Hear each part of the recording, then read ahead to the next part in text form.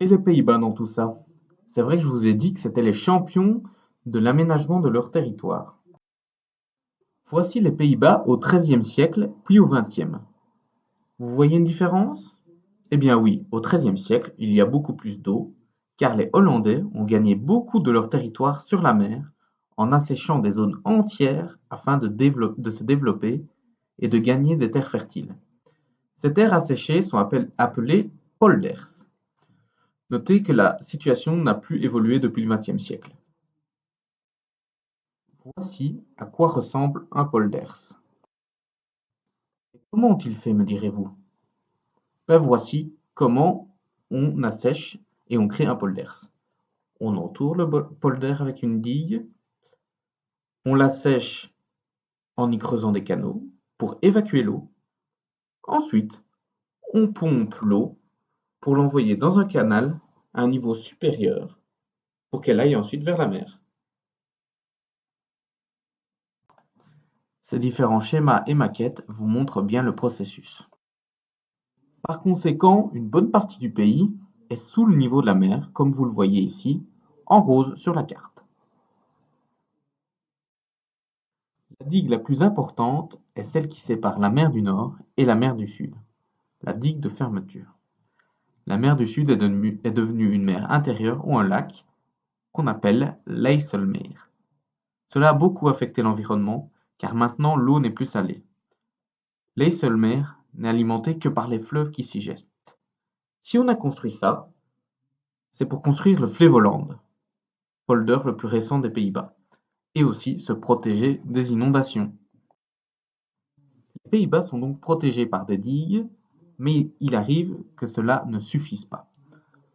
Dans la nuit du 31 janvier 1953, suite à une tempête, la mer remonte les fleuves dans la région du delta et les digues cèdent, comme vous le voyez sur les photos.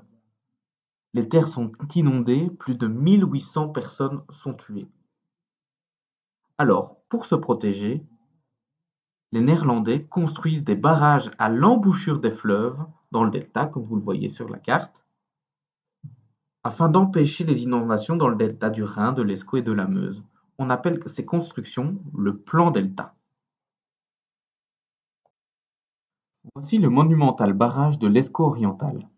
Celui-ci, contrairement à la digue de fermeture, laisse passer l'eau. En cas de hausse du niveau de la mer, ces portes se ferment. Voilà pourquoi les Hollandais sont les champions de l'aménagement du territoire. Vous l'avez vu, leur territoire est unique et les constructions pour le protéger aussi. Autre particularité des Pays-Bas, au niveau de l'aménagement du territoire, la gestion de l'étalement urbain, notamment à Amsterdam. L'étalement urbain est une expression désignant le phénomène de développement des surfaces urbanisées en périphérie des grandes villes.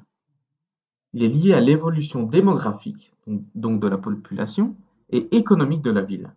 C'est donc en rapport avec l'aménagement du territoire. À Amsterdam et aux Pays-Bas, les autorités ont réussi à le limiter. Amsterdam est notamment limité au sud par un cœur vert où on ne peut pas construire. Étant également limitée au nord par la mer, la capitale doit se densifier pour se développer, car il n'y a plus de place.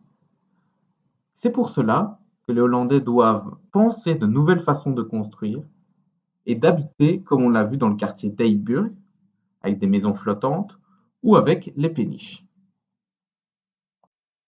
Voilà donc des exemples d'aménagement du territoire, et maintenant tu comprends le dicton qui dit Dieu créa la terre et les Hollandais créèrent la Hollande.